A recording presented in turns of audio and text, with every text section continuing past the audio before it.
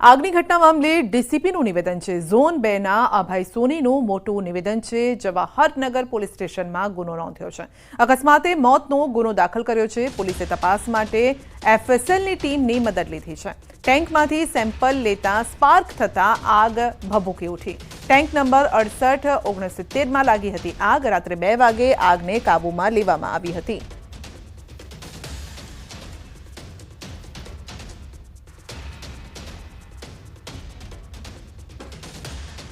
મૃતકના પરિવારના રિફાઇનરીના ગેટ બહાર ધરણા। મૃતક ધીમંત મકવાણાના સ્વજનો પહોંચ્યા ઘટના સ્થળે। અમારે અહીંયા જે લોકલ જવાનગર પોલીસ સ્ટેશન લાગે છે આ પોલીસ સ્ટેશનમાં અકસ્માત મોત રજીસ્ટર કરવામાં આવેલું છે। આ અકસ્માત મોતના તપાસમાં એફએસએલની પણ મદદ લેવામાં આવેલી છે અને આમાં જે ચોક્કસ કારણો મળશે આ અંગે આ મુજબ અમે લોકોએ કાર્યવાહી કરવાના છે। તો મૃતકના પરિવારના રિફાઇનરીના ગેટ બહાર ધરણા છે। મૃતક ધીમંત મકવાણાના સ્વજનો પહોંચ્યા ઘટના સ્થળે। સ્વજનોના રિફાઇનરીના પ્રશાસન પર ગંભીર આરોપ છે। રિફાઇનરી અમને ગેરમાર્ગે દોર્યા છે તેવું તેમનું કહેવું છે। તેમના સ્વજન લાપતા થયાનું કહી ગેરમાર્ગે દોર્યા છે। મીડિયાના માધ્યમથી તેમને મૃતકની જાણ થઈ છે। પ્રથમ કાયદેસરના પગલાં ભરો અને પછી વળતરની વાત છે। દીકરી વિધવા થઈ અને એક બાળક અનાથ થયું છે।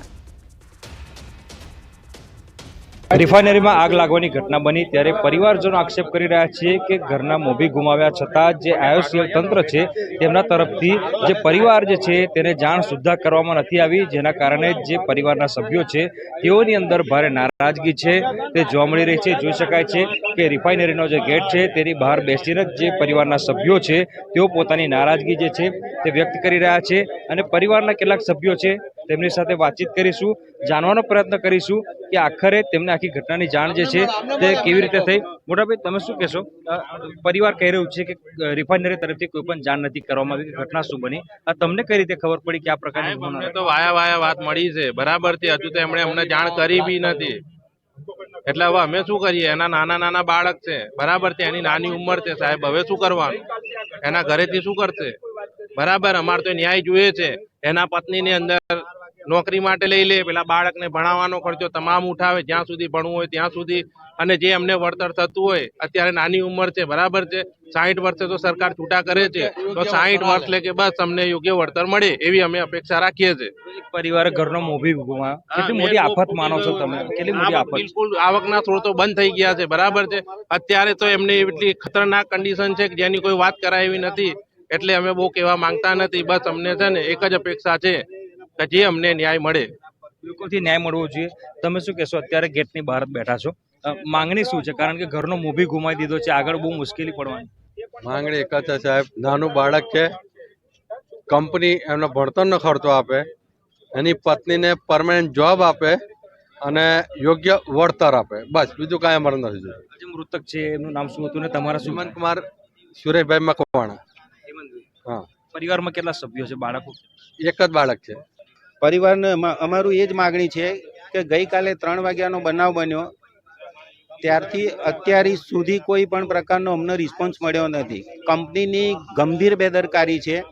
3 લોકો ઓછામાં ઓછા ગુજરી ગયા, તો એની સામે નવી કલમ મુજબ 106(1) મુજબ 5 વર્ષની એની જોગવાઈ છે। આ જે લોકો છે આરોપીઓ, જે લોકો બેદરકારી રાખવી છે, એની સામે પહેલો તો કાયદેસરનો ગુનો દાખલ કરવો જોઈએ, ત્યાર પછી કોમ્પન્સેશનની વાત આવવી જોઈએ। આ નાનું બાળક છે, આ જે ગુજરી ગયો એની ઉંમર 30 વર્ષની હતી, હવે એના પછી શું? પરિવાર છે તેઓની અંદર ભારે નારાજગી જોવા મળી રહી છે અને પરિવાર જે છે તે વહીવટી તંત્ર પાસે ન્યાય માટે ગુહાર લગાવી રહ્યું છે। હાર્દિક દીક્ષિત, ન્યૂઝ 18 ગુજરાતી, વડોદરા। સુરેન્દ્રનગરના જવાહર પોલીસ પરેડ ગ્રાઉન્ડમાં સિનિયર સિટીઝન માટે ટેનિસ ક્રિકેટ ટુર્નામેન્ટનું આયોજન કરાયું। Jay Jhalawad senior citizen cricket association દ્વારા કર્તવ્યમ ટ્રોફી 2024 અંતર્ગત ત્રિદિવસીય ટુર્નામેન્ટનું આયોજન થયું અને ટુર્નામેન્ટમાં મહારાષ્ટ્ર, ગુજરાતમાંથી અંદાજે 20થી વધુ ક્રિકેટ ટીમોએ ભાગ લીધો। 60 વર્ષથી લઈ 80 વર્ષ સુધીની ઉંમરના સિનિયર સિટીઝન્સ યુવા ખેલાડીઓની જેમ ગ્રાઉન્ડમાં ક્રિકેટ રમતા જોવા મળ્યા। ક્રિકેટ ટુર્નામેન્ટના ઉદ્ઘાટન પ્રસંગે રાજ્ય સરકારના નાયબ મુખ્ય દંડક અને વઢવાણના ધારાસભ્ય જગદીશભાઈ મકવાણા સહિત સિનિયર સિટીઝન ક્રિકેટ એસોસિએશનના હોદ્દેદારો અને આગેવાનો હાજર રહ્યા। આ ક્રિકેટ મેચની અંદર વડોદરા, અમદાવાદ, રાજકોટ, મહારાષ્ટ્ર અને સુરેન્દ્રનગરની અનેક ટીમોએ મળી કુલ 12 ટીમો 3 દિવસ સુધી ક્રિકેટ મેચ રમવાની છે અને સમગ્ર સુરેન્દ્રનગર વાસીઓ આ ક્રિકેટ મેચ નિહાળવા માટે વધારવાના છે. આખા ગુજરાત સિવાય મહારાષ્ટ્રમાંથી પણ 4 ટીમોએ ટોટલ અહીંયા 12 ટીમોએ ભાગ લીધો છે અને ખૂબ સારું આયોજન કર્યું છે આ સુરેન્દ્રનગર તરફથી.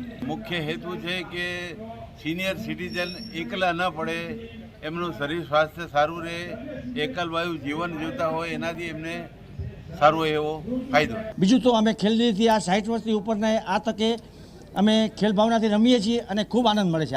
એનું અમારો હેતુ છે. લગાતાર અમારું 4થા વર્ષથી આ આયોજન છે. 3 મહિનાની અમારી અથાગ મહેનત છે. રાત દિવસ અમે ઘર ભૂલીને પણ અમે લોકોએ આ ટુર્નામેન્ટ અમારા પ્લેયર્સોએ બધાએ સક્સેસ બનાવવા પૂરા પ્રયત્ન કર્યા છે.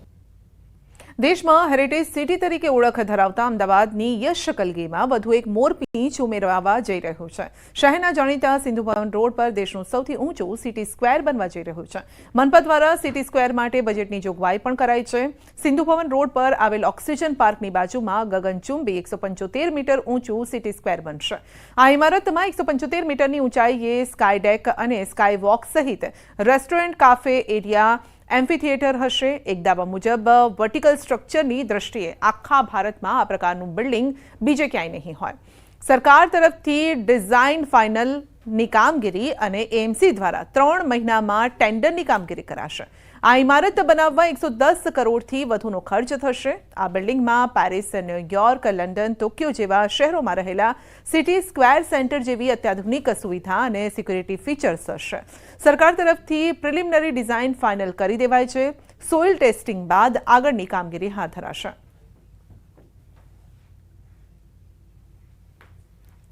ગાંધીનગરમાં મહેસૂલ વિભાગ દ્વારા એક ફીડબેક સેન્ટર ઊભું કરાયું છે અને આ ફીડબેક સેન્ટરથી IOA માધ્યમથી મહેસૂલી સેવાનો લાભ મેળવેલ નાગરિકોનો પ્રતિભાવ મેળવવામાં આવે છે.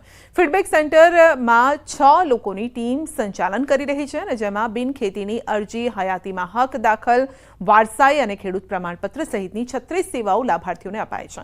આ તમામ સેવાઓ મેળવતા લાભાર્થીઓના ફીડબેક કે ફરિયાદના આધારે સેવાને વધુ સારી કરવાના પ્રયાસ કરાયા છે. તો ખ્યાતિ હોસ્પિટલ વિવાદ જે સામે આવ્યો છે, ઓપરેશન બાદ મોત અને એ મામલે હવે પ્રતિક્રિયા. પોલીસ અત્યારે ઊંડાણપૂર્વક તપાસ કરી રહી છે અને એ તપાસમાં અમારા તરફથી બને એટલો પૂરેપૂરો બધી જ રીતનો સહયોગ અમે આપવા બંધાયેલા છીએ અને અમારી તમને પણ રિક્વેસ્ટ છે કે તમે આવા કઠિન સમયમાં અમારી પડખે ઉભા રહેશો અને જે સત્ય છે એ બહાર આવે એને તમે પ્રકાશિત. ચિરાગભાઈ, કેટલા ગામોમાં અગાઉ કેમ્પ કર્યા હતા, કયા કયા ગામોમાં કેમ્પ કર્યા? એ બધી ડિટેલ અત્યારે હું નહીં આપી શકું, મારે અંદર તપાસમાં જવાનું એ આપણે બધી જ માહિતી અત્યારે આપણે પોલીસ તપાસ ચાલુ છે અને વધારે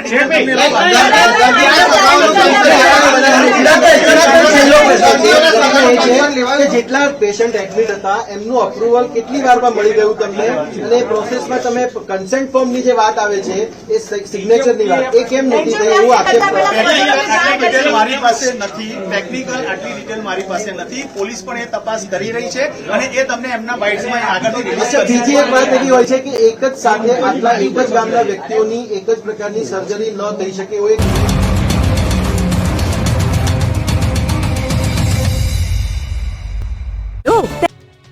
વડતાલમાં યોજાઈ રહેલા મહોત્સવમાં શુદ્ધ અને સાત્વિક ભોજન માટે વિશેષ વ્યવસ્થા કરવામાં આવી. રોજે રોજ 5000 કિલો લોટમાંથી ચૂલા પર રસોઈ બને છે અને આ માટે મોટા રસોડા પણ ધમધમી રહ્યા છે.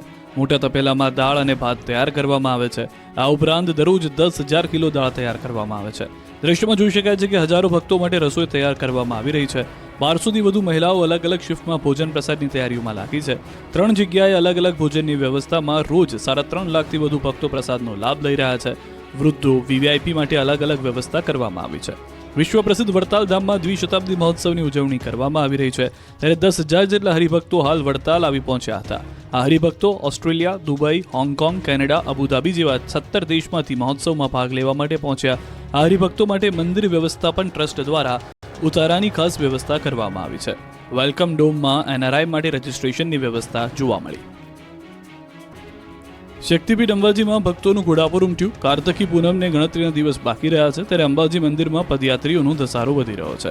તિરુપતિ એડિબલ ઓઇલ્સ, દરેક તહેવાર હેલ્ધી તહેવાર.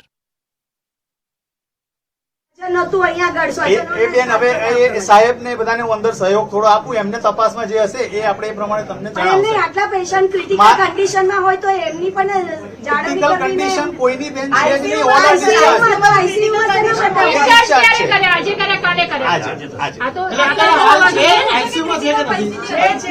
અત્યારે પેશન્ટ બહુ ડિસ્ચાર્જ અને અત્યારે એ ઘરે જઈ રહ્યા છે. તમારા ડોક્ટર પ્રશાંત સાથે વાત થઈ છે, કારણ કે ક્લિનિકમાં તો હાજર નથી ડોક્ટર સાહેબ અત્યારે. ડોક્ટર પ્રશાંતની સાથે વાત થઈ આખી ઘટનાને લઈને? તમે પ્રશાંતભાઈ જોડે ઓલરેડી પોલીસ અત્યારે એમની જોડે તપાસમાં અત્યારે સહયોગ આપી રહ્યા છે. સર, પ્રશાંત સરનું નામ તમારા આખા હોસ્પિટલમાં કેમ ક્યાંય નથી કાર્ડિયોલોજીસ્ટના લિસ્ટમાં? વિઝિટિંગ ફેકલ્ટી એવું છે. કન્સલ્ટિંગ ડોક્ટર ખાનગી ક્લિનિક છે, પ્રશાંતભાઈનું પોતાનું ખાનગી ક્લિનિક છે. દરેક ડોક્ટરના ખાનગી ક્લિનિક હોય જ. તમારા હોસ્પિટલમાં વિઝિટિંગ ફેકલ્ટી પણ આમ રેગ્યુલર બેઝ ઉપર. સંબંધીઓનું કેવું છે કે હોસ્પિટલ તરફથી કોઈ જવાબ જ ના આપવામાં આવ્યો. મૃતકોને સહાય ચૂકવવામાં આવશે. મૃતકોને સહાય ચૂકવવામાં આવશે. એ ડિસિઝન બોર્ડ અંદર બેસશે અને અંદર જે અત્યારે ચર્ચા ચાલી રહી છે પોલીસ જોડે એના પરથી આગળ એનું ડિસિઝન લેવાશે. બેદરકારી કઈ પણ હશે પોલીસ તપાસમાં બહાર આવશે અને આ પોલીસ તપાસમાં અમારો પૂરો સહયોગ. ચિરાગભાઈ, હવે બાકીના જે 5 દર્દીઓ છે, સપોઝ એમને કોઈ તકલીફ થાય તો એની જવાબદારી એ તપાસમાં અત્યારે જેવું છે, અત્યારે અહીંયાથી પોલીસ પ્રમાણે જે તપાસમાં જે રીતે આગળ એમને યુએન મહેતામાં મોકલવામાં આવે છે, એમની થયેલી સારવારની પૂરેપૂરું વિશ્લેષણ કરવામાં આવે છે, એમાં શું સાચું છે ખોટું છે એ પણ તપાસમાં બહાર આવશે અને એમાં પણ અમે સહયોગ આપી રહ્યા. સંબંધીઓનું કેવું છે કે હોસ્પિટલ તરફથી અમને આગળ ફ્રન્ટમાં જોઈને આન્સર આપજો ને, અવાજ જ નહીં આવતો. चलो ठीक है, हमारे अंदर भी चिराग भाई, ये जो पूरा वाकया यहाँ पर पेशेंट यहाँ पर एडमिट हुए थे, कैंप लगाया गया था, ये कोना लगाया गया था, वो क्या वहाँ पे लीगल लोकल जो ऑफिसर है उनसे चर्चा करके लगाया गया था?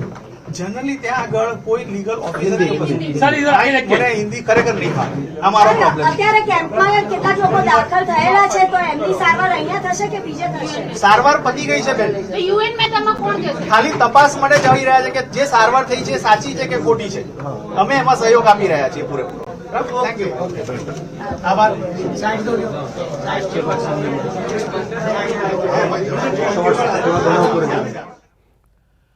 તો ખ્યાતિ હોસ્પિટલના ચિરાગભાઈએ કહ્યું છે કે તપાસમાં પૂરેપૂરો સહયોગ અમે આપવા માટે તૈયાર છીએ. અત્યારે ડોક્ટર પ્રશાંત સાથે જે આરોગ્ય વિભાગની ટીમ છે એ પણ વાતચીત કરી રહી છે અને હાલ જે સારવાર દર્દીઓને આપવામાં આવી હતી તેનું વિશ્લેષણ પણ કરવામાં આવી રહ્યું છે. કયા પ્રકારની સારવાર હતી એ પણ જે છે એની આખી પ્રક્રિયા કે કયા રીતે ફોલો કરવામાં આવી હતી એ પણ અત્યારે તેની વાતચીત અને તેની તપાસ જે છે એ થઈ રહી છે ડોક્ટરો સાથે. તેમણે કહ્યું છે કે જે એકાદ બે વ્યક્તિઓને યુએન મહેતા લઈ ગયા છે એમને સારવારની ચકાસણી માટે લઈ ગયા છે.